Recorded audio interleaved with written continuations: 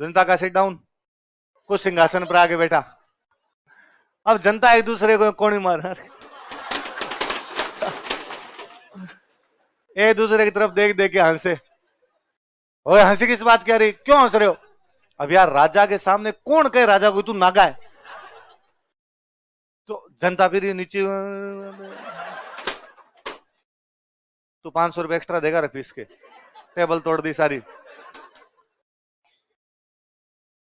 किस बात की हंसी आ रही तुम्हें, बोलते क्यों नहीं, क्या काम है, हंस रहे हो फालतू के अंदर? तो एक आधे किसी आदमी ने जीव काठा किया, एकदम जीव कठोर करके नुसने का कि साहब नीचे तो देखो।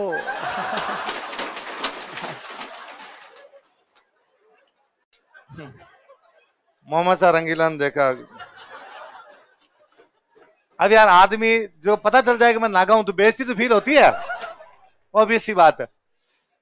तो बेइज्जती फील हुई, पर उसको लगा अब क्या क्या दे बात सही तो कैसे कर दे कि मैं गलती से नागा आ गया। तो अच्छा, तो मैं बिना कपड़ों क्यों, इसलिए आपको हंसी आ रही है। अब सर नागे आदमी को देखे तो आज का ड्रेस कोड ही है, तुम उतारो।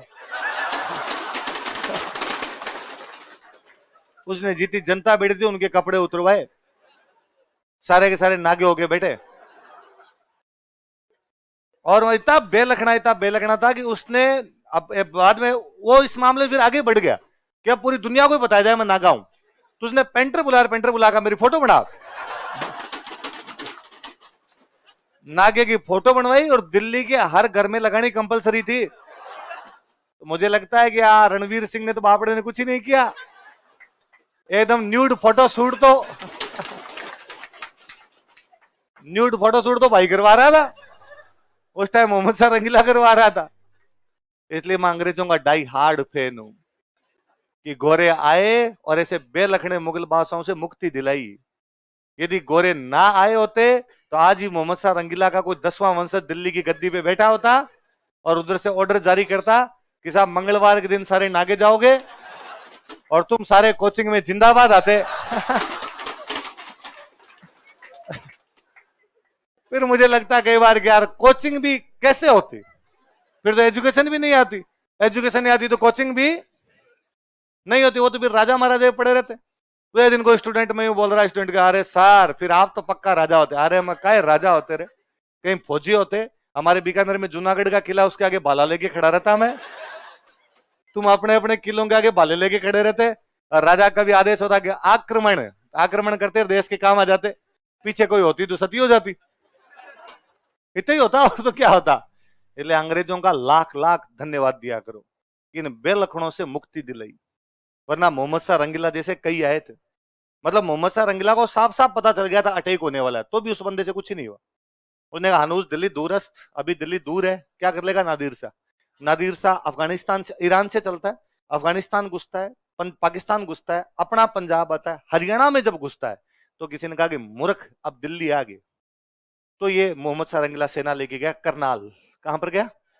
करनाल में लड़ने के लिए गया। वहां करनाल में नादिर शाह इसको भयंकर भयंकर हरा था, बहुत ढंग से हरा था। हराने के बाद उसने कहा 50 लाख रुपए दे। कितने रुपए दे? 50 लाख रुपए मुगल बादशाह के लिए कोई बड़ी बात नहीं थी। मुगल बादशाह का डन। मुगल बादशाह की तरफ से बातचीत करने के लिए हैदराबाद के एक नवाब गए थे, चिनकलीज खान, क्या नाम था? और चिनकलीज खान कितने में समझौता करके आए? 50 लाख। और चिनकलीज खान ने हंसते हुए कहा कि ओनली 50 लाख, केवल 50 लाख में समझौता। और चोरो अरे यार केवल 50 लाख में मान गया। नादिर साहब आपड़ा मंगता गरीबड़ा टाइप का आदमी था, उसने अपने जीवन में कभी 50 लाख एक साथ देखे नहीं थे, तो उसको लगा 50 लाख आएंगे, तो उसने कहा ठीक है ला दो। अब इधर अपने एक लखनऊ का नवाब और था, उसको बड़ा बुरा लगा, उसको लगा यार हैदराबाद वाला 50 लाख में समझौता करके आ गया, तो अब हैदराबाद वाली वैल्यू बढ़ जाएगी, कितना समझदार आदमी, कितने में समझौता कर लिया 50। वो चुपके से गया नादिर शाह के पास, उसने कहा नादिर साहब 50 लाख में मान गया। उसने कहा तो कहा दिल्ली चल 20 करोड़ दिलवाएंगे। कितने दिलवाएंगे? नादिर शाह ने कहा नहीं लेने 50 लाख, अब अपने दिल्ली चलेंगे, दिल्ली से कितने लेंगे। अब दिल्ली आया, दिल्ली आके उस लखनऊ वाले नवाब को कहा, सादत अली खान को कहा कि ला के दे 20 करोड़। उसको पता था कि 20 करोड़ अपने पास तो है नहीं, उसने बेचारे ने 1-2 दिन इधर उधर से करने की ट्राई करने की कोशिश की, नहीं मिले, सुसाइड कर गया। अब तो बेलखनों की कमी नहीं है, लेवल है सबके अलग अलग। अब नादिर शाह दिल्ली में जम गया, अब उसने कहा दिल्ली लूटेंगे, दिल्ली लूटी जाए और जहां जहां से पैसे मिल सकते हैं वहां से पैसे लिए जाए। पूरे लाल किले की ईंटें ईंटें निकाल के देखी थी उन्होंने, कि कहां कहां पे रुपए हो सकते हैं, सब जगह से लिए थे, सब कुछ ही लूट लिया। तो कहते हैं जब उसके सैनिक फिर उसके सैनिक दिल्ली में दादागिरी करते घूमते, हर किसी को थप्पड़ मार मार के रुपए लेते। एक दिन दिल्ली में अफवाह फैल गई कि मोहम्मद शाह रंगीला ने लाल किले में नादिर शाह को मार दिया। पता नहीं दिल्ली की जनता को अपने उस बेलखने बादशाह पर इतना कॉन्फिडेंस कैसे था कि वो भी नादिर शाह को मार सकता। और दिल्ली में जैसे अफवाह गई कि मोहम्मद शाह रंगीला ने नादिर शाह को मार दिया, दिल्ली की जनता ने पकड़ के उसके सैनिकों को मार दिया। वो 5-7 सैनिक हाथ आए जिन्होंने कूटा कि तुम्हारे राजा को मार दिया, तुम्हें भी मारेंगे। अब ये समाचार नादिर शाह को लाल किले के अंदर मिला कि दिल्ली में मेरे सैनिकों को मारा जा रहा है।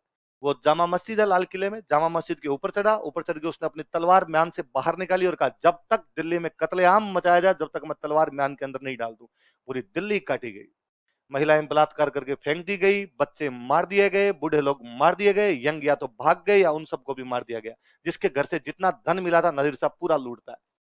दोपहर के बाद में जामा मस्जिद के जो काजी साहब थे वो गए और उन्होंने जाके बाकायदा हाथ जोड़ के घुटनों के बल बैठ के नादिर शाह कहा कि नादिर शाह, यदि अल्लाह ने तुझे इतनी ज्यादा कोई हिम्मत दी हो या इतनी ज्यादा ताकत दी हो कि तू मुर्दों को जिंदा कर सकता है, तो दिल्ली पूरी मुर्दा है, जिंदा कर करके वापस मार दे। और यदि ये ताकत नहीं है तेरे पास में तो तलवार को म्यान में डाल, दिल्ली कट गई पूरी। तब जाके नादिर शाह अपनी तलवार वापस डालता है। इसलिए आज भी ऐसे कानून जो जनता को नुकसान पहुंचाते हैं उनको नादिर शाही कानून कहते हैं। क्या कहते हैं कि नादिर शाह ने क्या कत्लेआम मचाया था। फिर नादिर शाह जब यहां रहता था तो एक डांसर के पास जाने लग गया था। एक डांसर थी नूरबाई, क्या नाम था, उस नूरबाई के पास जाता और उस नूरबाई को जाके हमेशा कहता है आज दिल्ली से इतना लूट लिया, आज दिल्ली से इतना लूट लिया। और नूरबाई बेचारी परेशान होगी। उसने कहा मंगते, जीवन में तेरा देखा हुआ तो कुछ है नहीं, क्या लूट लिया लूट लिया, डेली कहता इतने रुपए आ गए इतने रुपए आ गए। तूने जितने रुपए लूटे ना, इसे लाख गुना 10 लाख गुना करोड़ गुना का केवल एक हीरा है जो मुगल बादशाह के पास है, तेरे को मिला नहीं। उसने कहा मैंने लाल किले की ईंट ईंट बाहर निकाल ली, फिर उसने हीरा दबा कहां रखा है। और नूरबाई ने कहा वो अपनी पगड़ी के अंदर रखता है। तुझे क्या पता पगड़ी के अंदर रखता है, तेरे से पहले वो भी आता था इधर। तू नया कस्टमर है भाई साहब। गया नादिर शाह ने 2-4 दिन बाद में कहा बस जितनी लूटपाट होने थी लूटपाट कर ली, अब अपने वापस जाएंगे ईरान। और मोहम्मद शाह रंगीला को वापस तख्ते ताउस पर उसको दिल्ली के सिंहासन पर बिठाया, तख्ते ताउस तो ले गया, दूसरे सिंहासन पर बिठाया और बिठा के कहा कि तू मेरा भाई है, वापस दिल्ली के सिंहासन पर बैठ। और ईरान में या जहां कहीं भी दुनिया में अपने पूरे सब कॉन्टिनेंट के अंदर जब भाई बनते थे तब एक दूसरे की पगड़ियां बदलते। पगड़ी बदल भाई, तेरी पगड़ी मेरे सर, मेरी पगड़ी तेरे सर, मतलब आज के बाद तेरी इज्जत मैं करूंगा और मेरी इज्जत, तू पगड़ी अपने आप में इज्जत का प्रतीक है। मोहम्मद शाह रंगीला बेचारा जानता था कि पगड़ी बदलने का मतलब क्या है। मोहम्मद शाह रंगीला ने मन ही मन कहा कि मर गई नूरबाई। उसने अपनी पगड़ी दी, पगड़ी के अंदर ले गया कोहिनूर। क्या ले गया, कोहिनूर अपने से नादिर शाह लेके गया। नादिर शाह से अफगानिस्तान का अहमद शाह अब्दाली ले लेता है। अहमद शाह अब्दाली का पोता शाह सुजा पंजाब के महाराजा रणजीत सिंह को देता है। पंजाब के महाराजा रणजीत सिंह के बेटे दलीप सिंह के पास अब जाता है और दलीप सिंह से लेके अंग्रेज। आज दिन तक वो किसके पास पड़ा है, अब बना अपना भाई ऋषि सुनक।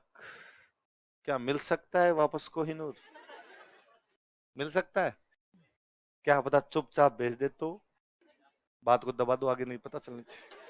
तो किसके आक्रमण की भविष्यवाणी की थी, नादिर शाह। एक बार चरणदास जी महाराज जयपुर की तरफ आए। जयपुर में राजा थे प्रताप सिंह। कौन राजा थे, और प्रताप सिंह जी ने उनको एक गांव दान में दिया, कोलीवाड़ा। कौन सा गांव दान में दिया, देखो जयपुर महाराजा सवाई प्रताप सिंह ने, जयपुर महाराजा सवाई प्रताप सिंह,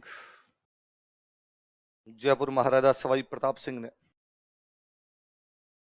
जयपुर महाराजा सवाई प्रताप सिंह,